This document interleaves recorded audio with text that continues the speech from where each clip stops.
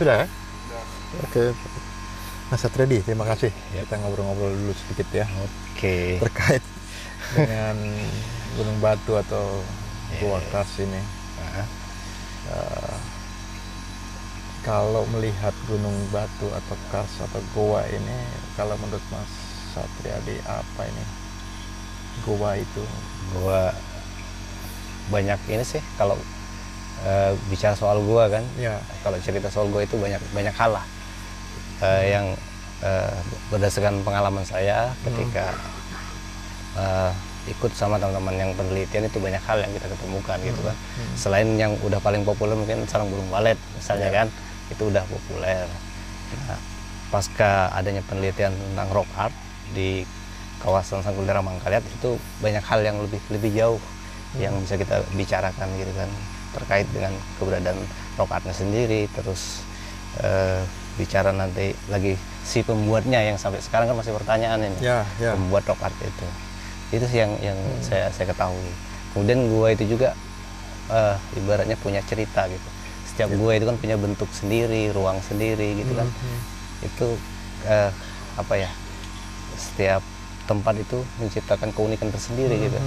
Bagi-bagi yang mau memahami sih, yang mencoba untuk mempelajari itu kan tentang guanya. Oke, bagi yang memahami. Iya. Sekarang dari pandangan Mas Satriadi sendiri, yang unik, paling unik atau yang paling luar biasa dari gua ini apa ya? Salah satunya tentang keberadaan rock art sendiri ya kan. Itu sudah hal yang luar biasa gitu kan. Yang sampai sekarang masih. Kenapa luar biasa? Paling tidak dari segi umurnya misalnya kan. Dari umurnya sementara ini kan salah satu tertua juga sih di kawasan Sangkulira Mangkaliat ini kan. Salah satu rock art tertua, berbarengan dengan daerah Maros kan itu juga tertua. Kemudian yang paling luar biasa itu adalah gambar cap tangan negatif itu satu-satunya di dunia kayaknya yang punya motif cap tangan itu gitu. Sementara di tempat lain kita pernah ketemukan gambar cap tangan cuman polos gitu. Itu yang paling membedakan di Kalimantan ini rock artnya gitu. Jadi salah satunya di dunia yang punya motif gitu. Dan setiap motif itu tidak ada yang sama. Entah itu garisnya apa, mau garis-garis gitu, mau titik-titik, itu tidak ada yang sama gitu. Itu yang pernah saya ketemukan gitu sama teman-teman gitu pengalamannya. Nah, sekarang kalau bicara dari pandangannya Mas Satriadi sendiri ya, dari pandangannya, dari pengetahuannya Mas Satriadi sendiri, yang namanya motif-motif tadi, seberapa istimewa dan kenapa itu jadi istimewa? Ya, salah satunya mungkin karena dia salah satunya di dunia lah yang sementara ini kan. Salah satunya. Kemudian kalau di Kalimantan sendiri kan kayak punya sampai sekarang ini kan ada seni mentato diri gitu. Tato di badan itu kan sampai sekarang itu masih ada gitu kan, beberapa orang yang punya tato tradisi ya, berbeda dengan misalnya kalau di luar-luar kan kita melihat orang mentato dirinya untuk seni kan, bicaranya seperti itu.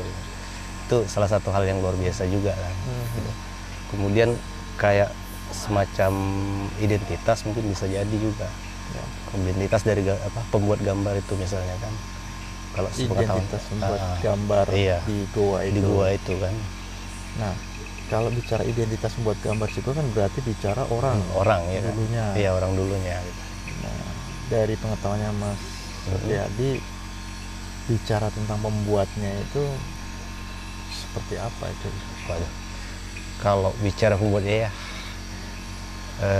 sampai sekarang kan kita masih mencoba mempelajari sama teman-teman, dibantulah teman-teman peneliti juga masih mencoba untuk memastikan si pembuatnya kan gitu. Kebetulan beberapa waktu yang lalu sebelum corona masuk, sebelum pandemi itu kita sempat melakukan kegiatan juga penggalian. Nah, harapan kita mungkin dari hasil itu salah satu lah mereka ini kan, dari hasil temuan penggalian itu mungkin mudah-mudahan itulah salah satu pembuat gambar sih kalau sesuai berdasarkan hasil riset ininya, umurnya gitu kan. Harapan kita itu karena lagi proses mencari orangnya nih, siapa yang membuat kan gitu. Kalau itu versinya peneliti. Iya, versinya peneliti. Sekarang versi pengetahuan Mas Satriadi sebagai masyarakat setempat di tepian kan, dari cerita-cerita nenek moyangnya atau orang-orang tua itu memahami yang namanya goa, goa-goa yang dianggap masuk prasejarah ini ya. Iya ya. Itu pengetahuan apa yang dipahami dari sudut pandang masyarakat? Kalau di daerah Gergaji itu dulunya itu kan kita punya sungai, ada yang namanya Sange dan Muara Jelai kan. Sungai itu dulu di situ adalah pusat pemukiman dahulunya gitu kan, dan kehidupan masyarakat itu di sekitar gua, mengambil hasil ini sarang burung walet. Itu apa, generasi dari generasi itu. Jadi kehidupan mereka itu di gua-gua semua. Sambil mencari misalnya rotan, damar misalnya kan, selain mencari sarang burung walet. Jadi kehidupan masyarakat dulu kalau di daerah tepian Langsat itu misalnya tempat saya, itu kehidupannya di sekitar gua, gitu, dan biasanya dekat dengan sungai, tempat beraktivitasnya gitu. Nah, kalau dari sudut pandangnya masyarakat, ada nggak hubungannya antara rock art tadi itu dengan tradisi yang ada di masyarakat dalam pengetahuan yang diturunkan terus? Kalau secara langsung mungkin sekarang sudah hampir tidak ada ya kita ketemukan kan tradisi-tradisi itu. Cuman kalau ada beberapa ritual mungkin masih ada. Nah, seperti apa itu? Misalnya kayak misal ritual orang belian misalnya kan, yang pengobatan tradisional yang menggunakan tarian-tarian sih. Cuman sekarang udah hampir nggak dipakai lagi kan gitu, karena kita udah beralih ke penanganan medis misalnya kan, itu kan nggak dilaksanakan lagi ya misalnya ritual-ritual gitu kan. Selain itu juga masuknya pengaruh sudah masuknya apa agama-agama, mungkin udah ritual-ritual seperti itu tidak dipergunakan lagi gitu, tradisi-tradisi. Tapi modelnya mereka masih ini kayak semacam pemujaan itu tradisinya, upacara belian itu. Nah, belian atau tradisi yang ada itu ada nggak hubungannya dengan goa itu? Antara tradisi yang dimainkan oleh masyarakat dengan goa itu? Kalau kita melihat dari beberapa gambar bentuk-bentuk tarian sih ada kemiripan gitu. Misalnya kayak ditampilkan kan ada gambar kayak seperti orang menari misalnya seperti itu kan. Kemungkinan seperti itu, cuman kita kan nggak tahu nih jeda waktunya nih jauh, ribuan tahun kan. Apakah tradisi itu nyambung atau enggak? Nah, itu ditangkap nggak atau diceritakan nggak dengan orang-orang tua dulu? Kalau orang-orang tua dulu lebih cerita ke ini bentuk legenda-legenda, misalnya cerita Ayus gitu kan. Apa itu? Cerita apa? Ada orang yang sakti lah zaman dahulu gitu kan. Ya. Gitu. Terus meninggalkan jejak, misalnya cerita beliau mau tumbang pohon apa? Gunung Tendoyan itu ceritanya kan, yang menghasilkan tebing Tendoyan yang kita lihat sekarang gitu. Cerita-cerita seperti itu. Menghasilkan jejak itu gimana sih? Kan ceritanya Gunung Tendoyan itu kenapa punya tebing satu sisi itu, ceritanya dia mau tumbang itu. Seperti itu. Cuma kalau cerita rinci-rincinya saya tidak terlalu ini hafal ya. Tadi jejak tadi itu maksudnya jejak itu yang cap tangan itu maksudnya? Bukan sih, apa? Bukan.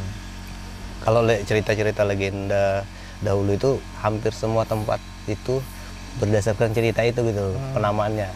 Beberapa tempat misalnya kayak di Ilas Kedangau itu kan, itu ceritanya sisa-sisa dari Ayus itu cerita membendung sungai Bengalon itu, mau bendung sungai Bengalon nggak bisa gitu kan ceritanya.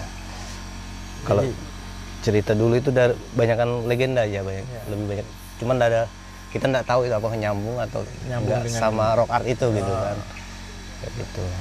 Jadi orang tua sendiri juga tidak menularkan, mewariskan bahwa itu ada hubungannya dengan rock art itu. Rock art sendiri gitu. Apa keterhubungannya langsung kita belum tahu gitu. Nah, karena sekarang ini sudah melihat goa itu ada peninggalannya, yaitu rock art itu, tapak tangan dan beberapa motif yang lain. Ya, kemudian itu menjadi populer ya, populer. Nah, terus kemudian menjadi daya tarik wisata lah ceritanya gitu ya. Kan ya. Nah, Mas Satriadi sebagai pelaku wisata yang mempopulerkan yang namanya rock art ini, dalam bayangannya atau dalam pikirannya Mas Satriadi bagaimana sih mengembangkan wisata yang menjual lah ya, misalnya itu. Yang pertama mungkin saya lebih kepada bentuk pelestariannya dulu lah, ya kan. Artinya ketika kita melaksanakan kegiatan wisata, tingkat keamanan untuk tetap lestarinya gambar ini dulu deh yang kita utamakan gitu. Makanya kita udah bikin kesepakatan kayak di wilayah gergaji itu kita tidak akan melakukan perubahan apapun, baik itu misalnya jalur gitu kan, terus rute-rute yang harus kita daki itu harus kita udah sepakati, kita biarkan secara alami gitu, tidak merubah bentuk lah. Terkecuali mungkin untuk beberapa hal yang punya nilai resiko tinggi gitu kan, itu kan kita perlu untuk penambahan pengamanan aja sih, pengamanan seperti itu dulu. Terus apa, sarana prasarana pendukung untuk kegiatan wisatanya sendiri kan. Seperti apa itu? Misalnya ketersediaan tempatnya ya kan, kayak di sana kan misalnya belum ada punya dermaga tempat singgahnya gitu kan, dan beberapa tempat untuk pos-pos transitnya kan belum punya kita kan, cuman punya satu base camp gitu.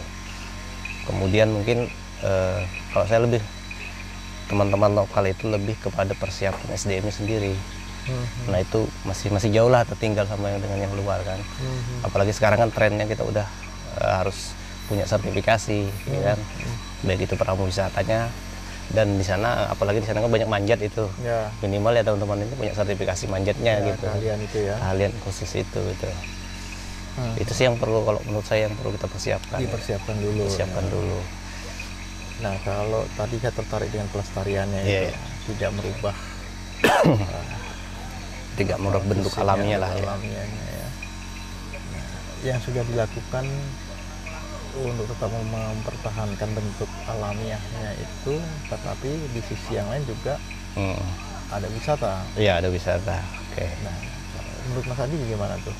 Di satu sisi ini harus dijaga, tapi di sisi yang lain harus ada. Artinya wisata. Gini, kalau kita misalnya di Curug Tewet kan, kita menerapkan misalnya melakukan pembatasan kunjungan wisatanya gitu. Maksimal misalnya 10 orang yang berada di curugnya sendiri kan gitu. Jadi modelnya itu dia tidak seperti tempat wisata yang umum gitu, kayak seperti pantai gitu kan. Artinya kita arahnya nanti bisa wisata minat khusus. Jadi tidak semua orang bisa masuk kan. Seperti itu modelnya sih. Kalau kita buka semua ya resiko kerusakannya itu pasti tinggi gitu modelnya. Batasan-batasan orang tadi itu dasarnya apa ya?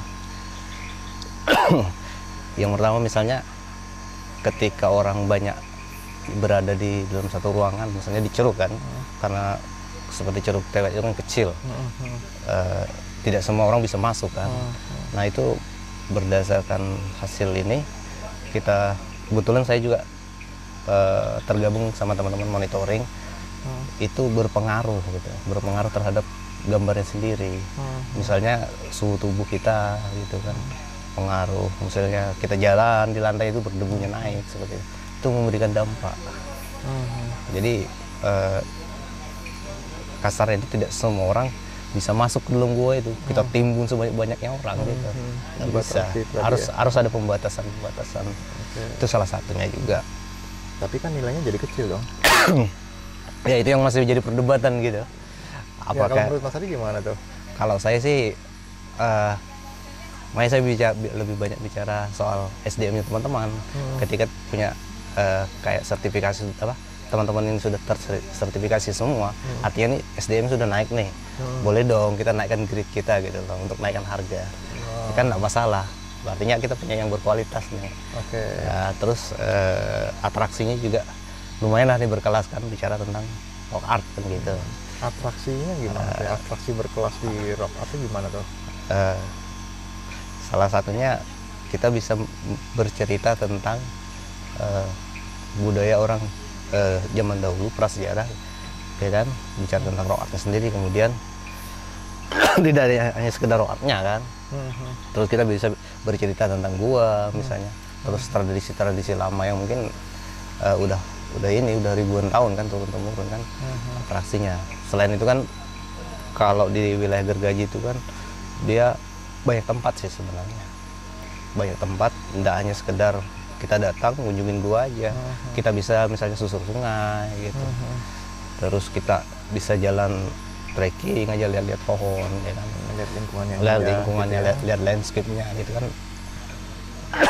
Ada nilai lagi. Jadi banyak hal yang bisa kita gali gitu kan atraksinya. Seperti itu sih. Banyak hal yang kita gali. Oke, berarti saya tertarik. Iya. Di lingkungan Kars sendiri itu banyak hal yang digali itu apa saja yang menurut Mas Satriadi itu sesuatu yang luar biasa istimewa sehingga orang harus ke situ.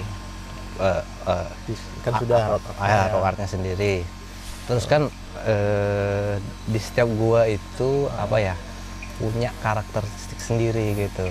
Kalau dari saya lah yang memang dari Mas Adi, dari saya kan karakternya gimana? punya karakter sendiri. Terus kan di setiap gua rock art itu dia punya semacam masterpiece sendiri gitu. Jadi punya daya pikat sendiri. Kayak misalnya pikatnya apa? Daya pikatnya apa? Daya pikatnya kayak kita coba perbandingan misalnya antara Curug Tewet sama Liang Karim misalnya kan. Itu ada perbedaan masterpiece-nya sendiri.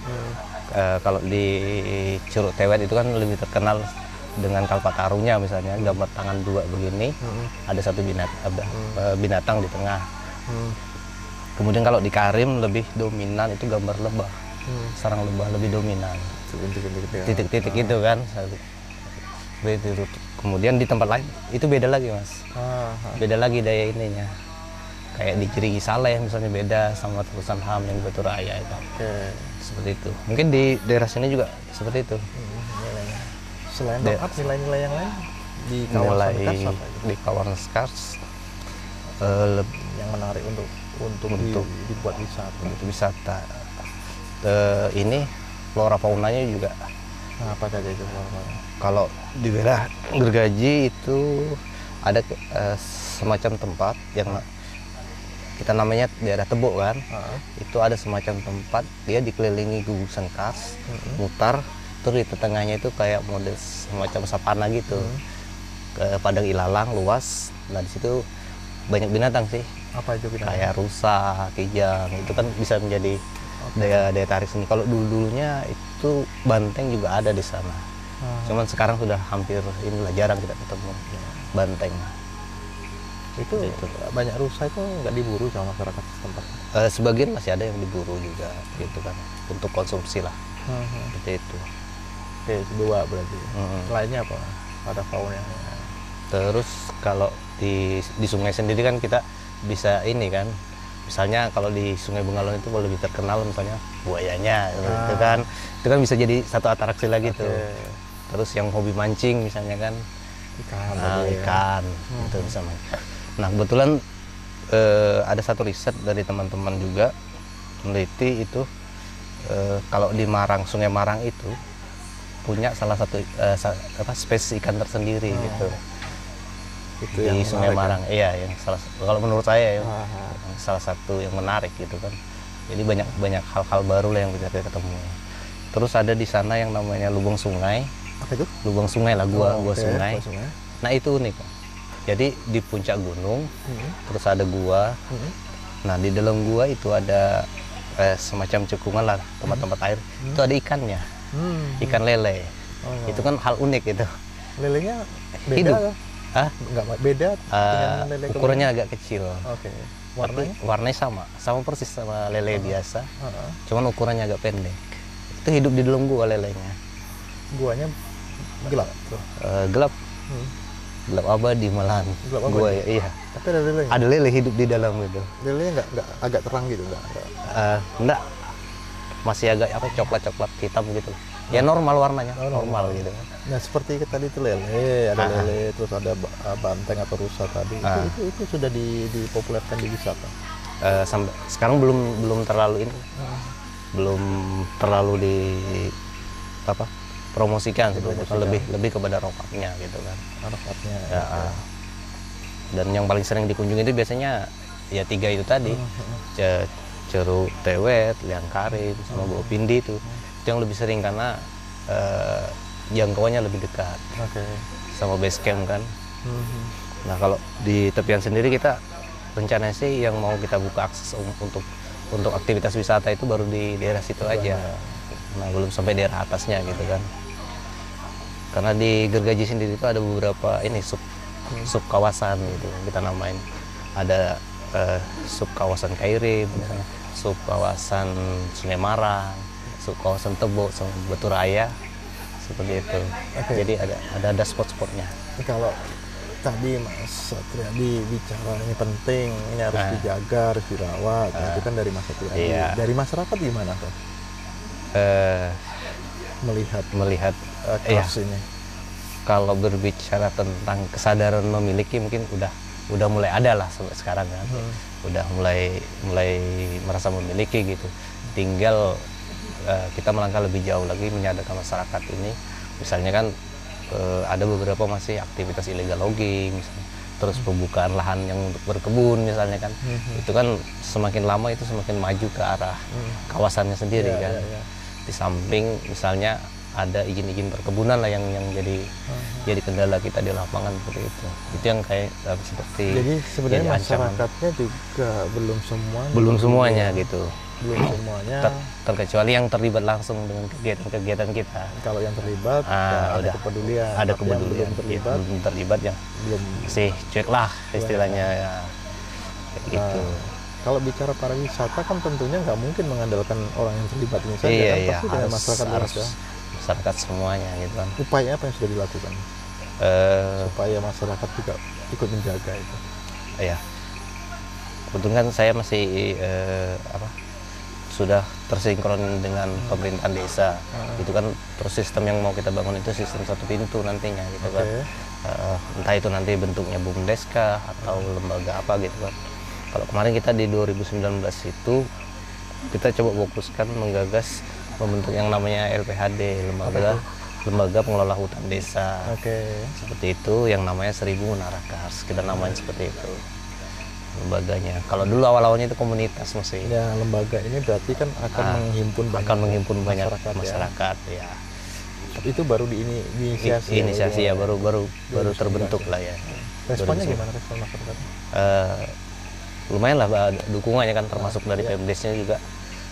Beberapa kegiatan kita sempat laksanakan sama Pemdesnya juga seperti itu. Ada nggak muncul aturan dari desa ataupun muncul aturan dari adat yang ikut aturan itu ikut mendukung pelestarian kars itu?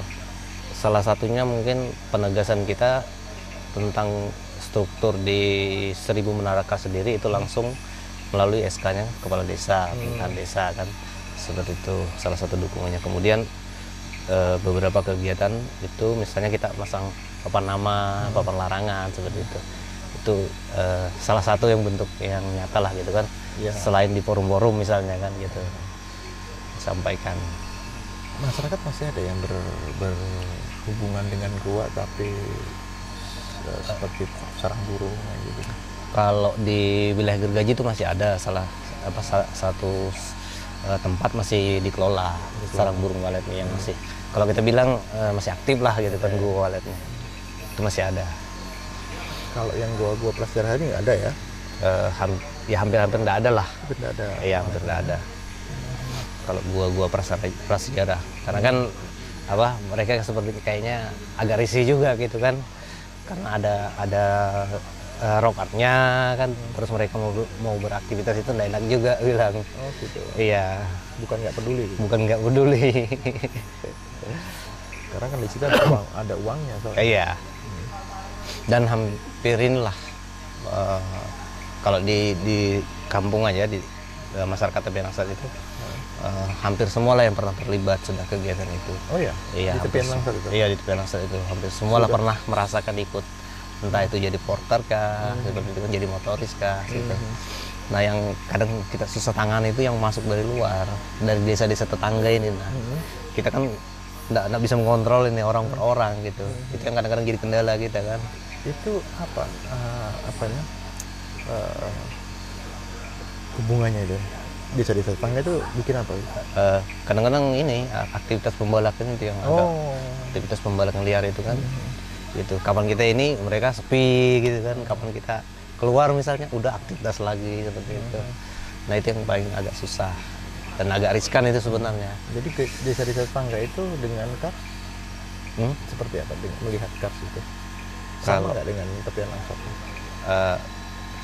Kalau saya melihat sendiri sih belum terlalu lah tingkat ininya kan, artinya untuk berpartisipasi melindungi kars itu belum kuat ya? Belum kuat gitu, masih seputaran masyarakat desa Tepian Langsat aja. Dan ada beberapa lah ya kan tokoh-tokoh yang di luar itu sih, di yang sekitaran yang cukup memahami tempat itu, yang pernah menjelajah lah gitu kan dulunya tentang sarang waletnya, itu mereka juga peduli gitu kan. Misalnya beberapa kasus, misalnya ada orang datang terus mereka buat tulisan misalnya kan, salah penamaan gitu kan. Nah mereka ini pada protes juga, pada mengingatkan, artinya itu salah satu kepedulian juga kalau menurut saya kan, mengingatkan gitu. Menulis itu apa? Menulis sejarah atau menulis apa? Enggak, kadang kan ada pengunjung yang datang. Mereka kan bikin tulisan misalnya kan. Enggak, bikin catatan perjalanannya. Publikasinya kan, catatan publikasinya. Itu kan kadang-kadang ada yang salah tulis lah, nama tempatnya gitu. Nah mereka kan kadang-kadang protes juga. Oh nggak begitu. Iya, artinya kan ada kepedulian, ada rasa kepedulian seperti itu. Kalau menurut saya seperti itu. Nah, di Tepian Langsat peduli dengan kars, meskipun tidak seluruhnya masyarakat, tapi sudah mulai ada kepedulian dengan kars. Di Merapu ada kepedulian dengan kars. Ada bagaimana nih hubungan antara Merapu dengan Tepian Langsat terkait dengan kars ini? Kalau secara komunitas kita belum terlalu nyambung gitu kan, tingkat koordinasi kita. Cuman masing-masing jaga tempat aja ini ceritanya, modelnya kan. Merabu dengan misalnya kawasan Kulatnya sendiri misalnya. Kalau Tepian Langsat misalnya Gergaji Tendoyan yang ini kan, artinya spot-spot. Terus kita juga belum tersinkron dengan teman-teman ini yang di Pengadan, Karangan misalnya kan. Jadi masing-masing di tempatnya sendiri-sendiri gitu. Itu tidak, adatnya memang berbeda ya? Berbeda. Tradisinya meskipun ada beberapa hal kita punya kesamaan gitu kan, kesamaan tradisi. Cuman sub budayanya itu beda. Seperti itu. Kayak Tepian Langsat pernah nggak ada tamu masuk ke daerah sini? Warganya sebenarnya? Bukan, tamu. Ke wisata yang umum lah gitu kan. Wisata gua. Selama sebelum pandemi sih hampir setiap bulan ada aja itu yang berkunjung gitu. Tapi di sana? Iya di sana gitu kan. Sampai tembus ke sini nggak? Enggak. Nah itu yang saya bilang belum tersinkron kan, belum nyambung nih. Yang sini pun juga sama. Iya, yang di sini ya mentok di sini aja kan gitu. Padahal kan kita bicara Sanggul Dirang Mangkaliat kan itu panjang sekali, luas kan. Saya itu. Jadi belum. Dari masyarakatnya sendiri, baik masyarakat umum ataupun masyarakat adat, itu belum tersinkron. Iya. Pemahaman tentang kars. Masing-masing dengan pemahamannya. Iya, masing-masing dengan pemahamannya. Masih lokal-lokalan lah ceritanya itu modelnya. Cerita tentang gua sendiri nggak pernah, misalkan terjadi dengan Pak Re gitu ya, ngobrol tentang ini. Kalau sharing sih kapan ketemu aja. Ngobrol tentang gua. Ngobrol ceritain. Di sana begini kan modelnya. Di sini juga. Gitu. Ada nggak sejarah yang berhubungan dengan itu? Cerita-cerita itu? Kalau itu saya kurang kalau ceritanya nyambung ceritanya itu saya belum dapat lah gitu, belum tahu. Nah, tadi kan orang tua di sana ya menceritakan tentang kars, tentang goa gitu. Iya, kehidupan di sekitar goa lah. Kehidupan sekitar goa. Sarang walet itu. Sarang walet dan kehidupan di sekitar goa, termasuk peninggalan tadi. Sempat terceritakan oleh Nek Tewet misalnya, menceritakan bahwa Arab ini menceritakan begini hikayat di balik gambar itu loh. Secara langsung saya belum hampir tidak ketemu itu cerita hubungan langsungnya gitu.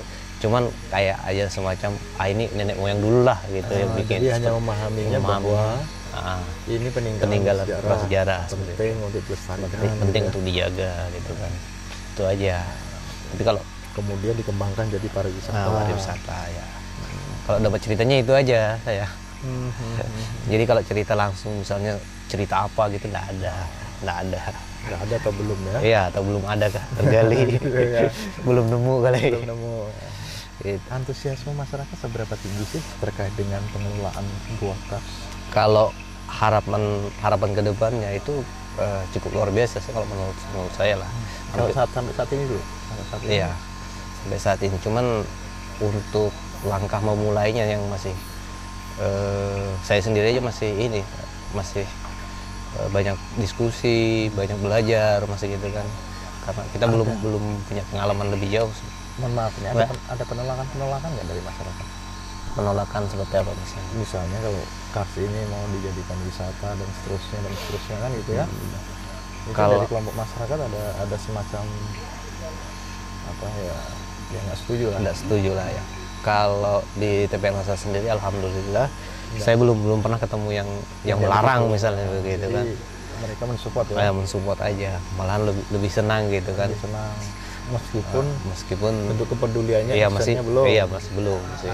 Kelompok komunitas ini yang mencoba mengembangkan sinkronisasi dengan desa. Iya. Kayak gitu. Makanya sekarang ini dari pemerintahan desa sendiri orientasinya mau melangkah ke arah wisata sudah.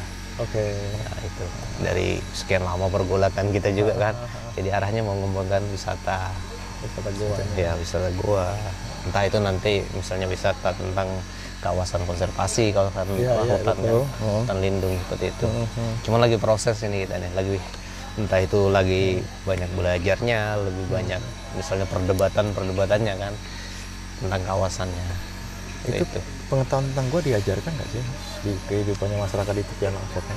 Kalau tradisi ngambil sarang walet biasanya dari generasi ke generasi itu. Ngambil sarang waletnya. Iya, ngambil sarang walet. Pengetahuan tentang goanya sendiri. Pengetahuan tentang goanya. Di situ ada situsnya, di situ ada peninggalan prasejarah. Nah, itu diajarkan. Diceritain. Jadi hampir setiap kita misalnya mendatangi kunjung satu tempat gitu, pulangnya bercerita. Seperti ini dulu ceritanya kan. Gitu. Diceritain sih orang-orang tua dulu. Ceritakan pengalaman tentang di gua lah minimal. Ya.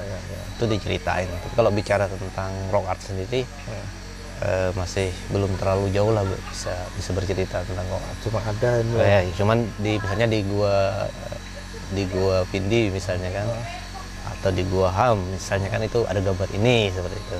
Sebatas itu aja. Iya, sebatas itu aja. Oke. Belum bisa bikin narasi tentang. Nah, itu belum bisa. Itu di awal-awal ya. Kalau sekarang kan sudah mulai berkembang nih. Nah, beberapa orang udah ini mulai mencoba lah untuk bercerita tentang rock art sendiri itu. Sampai diceritakan ke generasi anak-anak misalnya? Sampai gitu. Kadang-kadang makanya kita punya meskipun nggak intens kan, kadang-kadang anak-anak sekolah itu yang berada di tepian misalnya kita ajak. Pernah itu? Pernah. Kita ajak. Biasanya kalau nggak liburan lebaran atau liburan tahun baru biasa sama anak-anak sekolah itu kita. Terus yang disampaikan apa? Ya cerita ini soal rock art itu. Ini ceritanya seperti ini. Misalnya bicara umur misalnya kan, range umurnya misalnya dari 3.000 sampai misalnya 40.000-nya range umurnya, kemudian warnanya kan itu beda-beda gambar itu, terus motifnya sendiri gitu. Nah, kadang-kadang kita sama anak-anak itu kan kalau kunjungan kita kasih pertanyaan, misalnya di Curug Tewet ada berapa gambar seperti itu, jadi mereka berusaha untuk mencari gitu kan. Seperti itu sih. Jadi respon anak-anak antusias tuh? Antusias lah ya kan, untuk mereka gitu pengen tahu juga terus senang dengan aktivitas manjatnya ya kan? Seperti itu. Asik lah. Diarahkan juga untuk konservasinya ya? Kita coba arahkan juga, misalnya nama-nama pohonnya kita kenalkan kan. Oh ya ya. Nama pohonnya gitu kan. Jangan sampai nanti mereka nggak lihat pohonnya lagi, sudah tinggal nama aja nih pohon. Entah berapa tahun ke depan misalnya pohon ulin misalnya, tinggal nama nih. Mereka tidak menyaksikan lagi. Seperti itu. Jadi beberapa pohon dikenalkan. Terus nama-nama tempatnya kan. Oke, nama-nama tempat di gua-gua itu ya. Iya, nama-nama di guanya kan. Saya dulu awal-awal nggak tahu nama-nama tempat ini situsnya kan. Iya iya iya. Baik itu yang udah jadi situs atau yang belum, itu dulunya saya nggak ngerti ya. Cuman udah dengar cerita jalurnya. Kalau menurut Mas Satriadi, ini menurut Mas Satriadi ya, Iya. manfaat terpenting dari Gua Kars ini apa ya? Kalau saya lebih, kalau bicara tentang kehidupan masyarakat, khususnya Tepian Asat ya, itu bicara pertama yang paling penting itu menjaga kawasan Kars. Di sini itu yang penting adalah air. Gitu. Kapan kawasan Sanggulera Mangkalet ini rusak, Karsnya itu dampaknya sangat luar biasa gitu. Beberapa kecamatan di sekitarnya itu kan bisa krisis air gitu. Itu yang paling penting. Makanya saya selalu coba untuk kampanyekan misalnya jaga hutan terus kan. Itu air, sumber kehidupan masyarakat. Ini kan banyak sungai itu. Iya, banyak sungai. Ya kan. Kalau di daerah Karangan misalnya Sungai Bay misalnya kan lebih sungai-sungai besar ya. Kalau di Bengalon misalnya Sungai Bengalonnya ya. Kalau di sini saya lupa nama sungainya. Sungai besar juga kan di kampung. Itu kan sumber kehidupan semua. Dan semua hulunya sungai itu jadi satu tempat Di Kars itu. Nah, makanya dampaknya sangat luar biasa ini kapan Kars itu rusak. Dan kehidupan masyarakatnya luar biasa, jumlahnya ratusan ribu orang kan hidup di sekeliling Kars itu. Itu yang jadi motivasi saya. Sumber kehidupan itu air yang penting. Ya. Artinya karena ini penting harus dijaga. Sambil menjaga juga bisa mendapatkan manfaat ekonomi kan melalui kegiatan wisata. Nah itu yang saya sulit lah untuk bercerita itu gitu, berbicara lebih jauh. Ya. Karena kan kecenderungan sekarang kan trennya lebih kepada perkebunan misalnya. Ya itu maksudnya. Nah, itu yang jadi tantangan kita itu. Trennya ke situ. Masyarakat juga. Iya. Ada yang bekerja di perkebunan itu kan? Iya, banyak.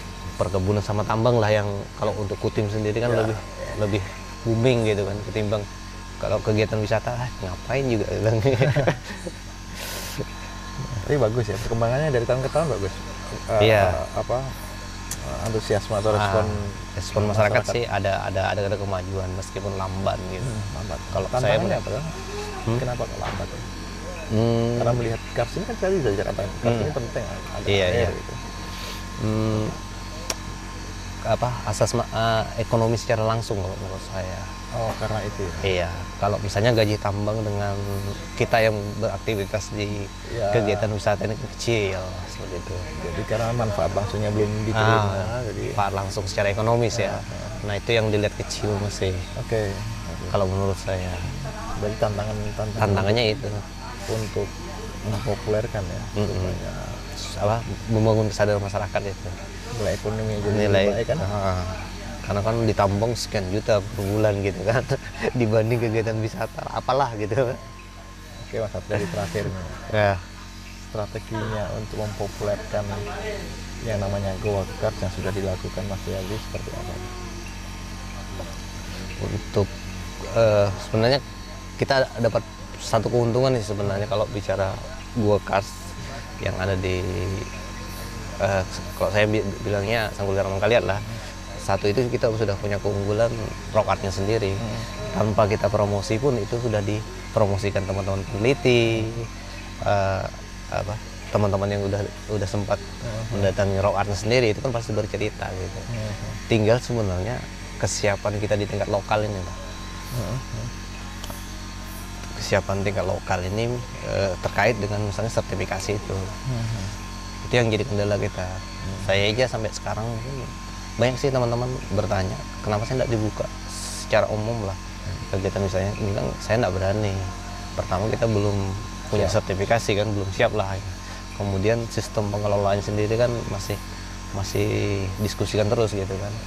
Jadi intinya ada keinginan untuk mempopulerkan, Iya. tapi juga melihat kesiapan Siapan SDM-nya. SDM-nya gitu kan. Nah belum lagi regulasinya kan belum matang nih juga nih di Ya. tingkat kabupatennya. Seperti Oke. itu. Jadi nggak Ya. terburu-buru. Nggak terburu-buru. Nanti dipopulerkan rame, Iya, tapi rame. SDM-nya Ya kita kan belajar dari satu pengalaman sih. Ada satu situs. Ini karena pimpinan daerah di mana tuh? mau datang itu tiba-tiba Di di salah tempat lah saya. di nggak usah- Sanggulirang juga. Iya di kawasan Kulirang Oke. ini. Saya nggak usah buka lah itu kan nama tempatnya. Nah karena mau di boomingkan kan ceritanya ini. Nah aksesnya itu dipermudah. Oke. Ketika aksesnya dipermudah itu ketika kita datang melakukan kegiatan monitoring tingkat kerusakannya luar biasa di rokatnya. Ah, Percepatannya sebenarnya. Kalau rusak kan pasti ada kerusakan kan, tapi kecepatan kerusakannya yang sangat luar biasa terjadi ketika orang datang sebanyak-banyaknya gitu ke gua. karena kemudian akses itu. Kemudian aksesnya gitu. Jadi tidak terkontrol Ah, siapa yang datang. tapi ini pemerintah ini. Iya. Seperti itu. Itu kan salah kaprah juga sih kalau menurut saya. Ya, ya, ya. Kita mengejar jumlahnya, mengejar pendapatannya, income-nya kan. Tetapi tempat yang harus kita jaga sebenarnya jadi rusak kan. Itu pelajaran berharga. Iya, itu sehingga pelajaran. Nah, setiap makanya saat kita hati-hati dulu, pelan-pelan aja lah. Yang penting kita bertahap nih, gitu. Saya yang lebih ini sih, lebih kepada SDM-nya teman-teman, terus regulasinya bagaimana, ya kan.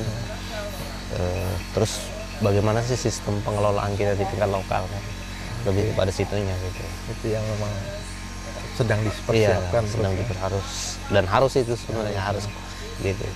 Nah, Ya, ya, ya. Oke. itu sih saya Mantap lebih. Mas Satri. Jadi saya punya tapi gambarannya. tapi enggak semuanya punya gambaran seperti itu Pak. Nah, Enggak yang semuanya, paling tidak kan iya. saya dapat gambaran ini Mas. Ah, gambaran seperti itu. Ya berarti nggak semua itu kan tantangan. Ya? Iya ya, itu tantangannya itu sih. Oke, terima kasih Mas Satri ya. Obrolan malam hari ini. yang Kalau menyenangkan. kalau pengen Oke, saya kira itu dulu ya Satri ya. kalau kita mau buka cepat mudah sih.